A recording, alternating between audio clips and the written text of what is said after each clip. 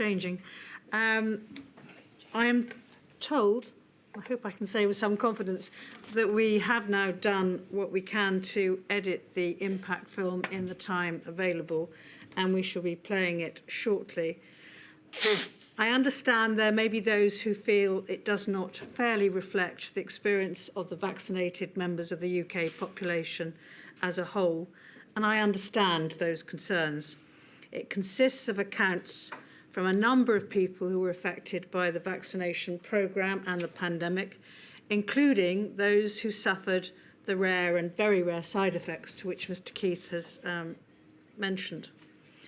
I wish to emphasise three things. First, the film is not evidence. Second, it is not intended to be representative of the experience of the vaccinated population of the United Kingdom. And third, it does not reflect my views.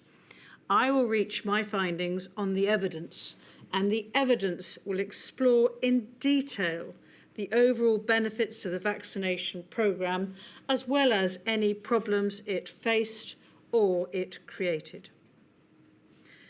So the film lasts about 15 minutes now. It explores physical and mental health, bereavement and suicide. Anyone who wishes not to see it should leave the hearing room now, or if they are following online, please press pause. No one seems to wish to leave the hearing room, so could we please play the video and keep our fingers crossed the audio is working.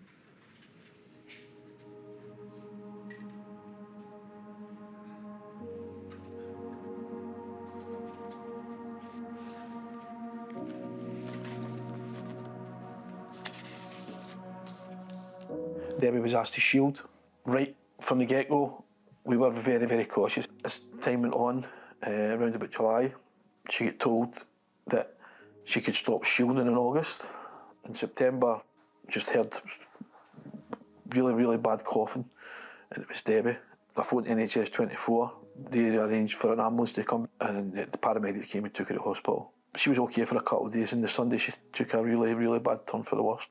She fought for 3 weeks trying to save her life, but at the end it became too much for her, and she passed away on October 18th, 2020. It's like somebody's opened me up, took a part out of me, and sewed me back up again. And no matter what you do, it will never be the same again. I lost my brother in the pandemic in January 2021. After Christmas, he developed COVID and he lived on his own in a flat. We didn't hear from my brother for a few days. I drove and I got to the flat and I went into the flat. It was silent. I went to his bedroom. I couldn't open the door. I shouted his name. I got no response. So I came downstairs. I was on my own. The police came and they told me he was dead in his bed on his own. And then we had to have a funeral, to which only 15 people were allowed to actually be there. People matter. People who have died in this pandemic were brothers, sisters, husbands, fathers, and we who have to live without them, it's very hard for us. My daddy contracted COVID and he ended up in the hospital on a ventilator for 6 weeks. And that morning, the 13th of December 2020, they rang me, it was a Sunday morning, and they just said Daddy had a real bad night and they thought it was time to get the family together. And the doctor was saying the last thing that goes is hearing. So we could just hear us all saying, goodbye, Daddy, we'll love you. It's absolutely horrible. He died alone, which nobody should have to do. Our whole family are just, to this day, absolutely devastated. It just won't go away. I actually worked in a care home at the time of my daddy's death. We were just forced to take the vaccines. I said no, I wasn't taking it. So it was the vaccine or my job, and I needed my job. My daughter only lives about 1.5 miles away from me. When will I see her? When will I see my grandson? I was petrified about the impact on our relationship.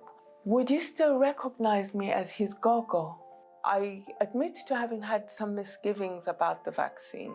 And I also understood the uproar that people had about the vaccines from Black communities across the world. And I think that comes from the history of Black people. This vaccine was a place where that doubt was expressed to the world. However, I was actually probably one of the first in the queue. I had a pre-existing condition, which meant that some years previously, I had to be given flu jabs. So they're much more personally pragmatic, not because I thought I was necessarily persuading everyone else to do it. I am grateful that it seems to have worked. The fears I had didn't materialize. It's given us our lives back to what we had before. People's abilities to adapt and come together and try and make things work, I think is a testament for what is best in human beings. Because I've had experience in the past with medical things that went wrong, I was quite worried about the JAG. But eventually I thought, well, to see my mum, I'll get the JAG. But after I got the JAG, I took terrible migraines, I was taking convulsions, I couldn't even pick up a phone. It could have been done a different way. There was no support there when anything went wrong. Well, that was from my experience anyway. 2-3 days after the booster, I started feeling a bit dizzy and unsteady. It got worse over time until one day I just passed out. The following day in the morning, I felt dizzy. I called my sister to come over and she found me unconscious in the bathroom. I was taken to hospital. It was a couple of days later when they discovered that the clot had burst on the cerebellum. When I tried to tell the doctor that I think my passing out was to do with the vaccine, and the doctor's attitude was, they've never heard of it. I don't like being felt sorry for, but when people look at me that way, it really hurts. Vaccine's been good for many people, but for those who've suffered because of it, there needs to be an appropriate way to be able to address that, not to just tell you you're imagining it. During the pandemic, I was working for a third sector organisation, working with young people and families. Some people felt they were forced to have vaccines, but I think the vaccine programme itself really took a lot of pressure off and people seeing a way out of this lockdown. Our community in general was about the vaccines. We rolled out a vaccine programme at one of the masjids, which had a massive turnout. People and the community had trust within us, and that trust then helped us promote vaccines and have rollout days in mosques throughout the district. And I think for people getting their vaccinations was their release date from prison, being able to go and engage back within communities, being able to go and travel, being able to, get on planes, being able to have some kind of freedom. The relief for people that were able to go and engage within communities once they got their vaccine was massive, and especially for those that were on their own and didn't have support mechanisms. For them, it was a huge sigh of relief, some hope, some light at the end of the tunnel. I had the first vaccination in February 21. This triggered a life-threatening rare 1 in a million drug reaction called Stevens-Johnson syndrome. It was like chickenpox, and it covers you. And then all your skin starts to fall off. From the top of your head to the soles of your feet, you're burnt. I have had to pay for my treatment. I was encouraged to have a booster. So I've got CCTV cameras, and I could see myself in the chair in the garden having a seizure. Nobody connected the seizure with the vaccine. So again, I was encouraged to have another. And I was very ill from it. Said, I'm now so ill, I can't see me living long enough to fully recover. Thought I'd do the right thing. Safe and effective, stop transmission, and had the vaccine. 3 weeks after having it, pains in my leg, so I couldn't drive. Straight in hospital, confirmed a blood clot in my leg. My health quickly deteriorated, seizures, collapsing. It's been a nightmare. I got no quality of life. I can't work. Everything I've built up the last 30 years is just gone. I'm struggling every day. The reactions I had, night sweats, palpitations, collapsing, seizures, are something you should go straight to A&E for. You know, if you've had the vaccine and then you get a blood clot a couple of weeks after, more care should have been taken, not just said, oh, it's a coincidence. It was always there in the back of your mind, is today going to be the day when I come down with it? When I actually came down with COVID the first time, quite anxious at times. We lost a colleague of mine. I remember the one night sitting on the bed thinking, will I wake up in the morning? Will I wake up in hospital? Especially knowing that one of our colleagues was ill in hospital with it at the same time. The vaccination, it made a massive difference. I caught it again, I think it must have been about a year or so later, and I was feeling fully vaccinated by then, and it was completely different. I was nowhere near as anxious the second time around. I got my COVID vaccine, and within an hour, I was in bed. I couldn't get out of bed. I contacted my doctor. They wrote likely vaccine reaction in my notes. That was the clearest thing that was said to me, really, for 15 months. I couldn't go to work and I couldn't do my job. My doctor said to me, we've had no guidance from the Department of Health. They haven't told us what to do with people with a vaccine injury. So eventually I got in contact with a consultant neurologist. So he then diagnosed me with post-vaccination syndrome. I eventually managed to get medical redundancy in 2023, just 2 years after the vaccine. It's been a horrendous time. But there's also been these slice of people who've been affected by the very thing that was meant to help us. And to not help me or the people like me just seems so cruel.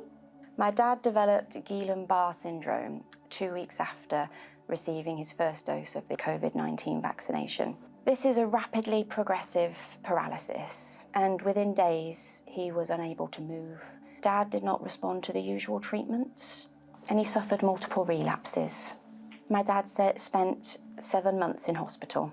He had to learn to walk, eat, and talk again. So meanwhile, Dad, as a retired pharmacist, he strongly believed in the benefits of the vaccination programme, and he went on to receive his full course of COVID-19 vaccinations, despite his illness.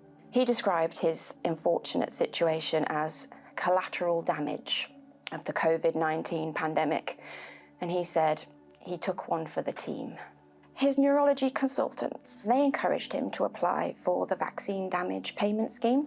The VDPS claim was rejected as he was not deemed to have met the 60% disability threshold. He lost motivation to appeal against a system which he felt so monumentally was flawed. On the 31st of October 2023, at the age of 65, my lovely dad took his own life. Our family is completely, utterly heartbroken. We feel the vaccination and the rejection of the Vaccine Damage Payment Scheme are the indirect cause of Dad's death. I am working as a COVID therapies clinician. I think a lot of the people who have got access to the antivirals do feel very reassured by it. I think they're still happy to, to take the medication because they're obviously, that's a lesser evil than the potential of getting a severe COVID infection. I do still speak to people now who have been referred, and it's the first time that they've had COVID since the start of the pandemic. Is quite incredible in many ways, but it shows the extent to which a lot of these people have shielded essentially. And for a long time, obviously that was the guidance, that they had to stay home, they had to be shielded. But so many of them have continued to shield, I think because of the fear of getting it. I started hearing stories, especially from the ethnic minorities, stories about the vaccine not being so good, or they shouldn't be taking it. So I was one of the first ones to be vaccinated. I took a video of that vaccination. I thought I should then circulate it within our groups, Asian communities, to show that I'm a doctor and I'm taking it, so please go ahead and do it. And then I realized, well, what can I do for the community and humanity? So I started volunteering every Saturday and Sunday for about 7 months, I think. And I thought, this is a pandemic of our lifetime, and I want my children to see that you have to give to community, to people, to humanity. It was hard for me because there were times when I was vaccinating my own patients who I would have spoken to a few weeks ago, giving them results and telling them, you know, be careful, don't get COVID. And if you do, then you may not be ventilated. And then I was seeing them face to face, vaccinating them. I was really humbled by how grateful they were for everything in that difficult time. They were dealing with an extremely difficult disease, yet when they came for their vaccination, they were absolutely delighted and extremely grateful. I was very, very humble, and I thought that was very, very rewarding. I found that hesitation with the vaccine was more in the ethnic minorities proportion-wise compared to the non-ethnic minorities. Why is it? It's just deep-rooted. It's difficult. It's difficult to change their mindset, but it's not impossible, and we should continue to. But we need help. Vast majority of people in the NHS, ethnic communities, did take up the vaccination, but it may have a repercussion when the communities around them do not take up the vaccine. So no matter how much precaution I take, it's just not about me. It's about what's surrounding me. And if I'm Asian or I'm from the BAME community, I'm more likely after work to be surrounded by my community. But it is important to learn from this. And if we don't, then we have failed those who have been affected by COVID.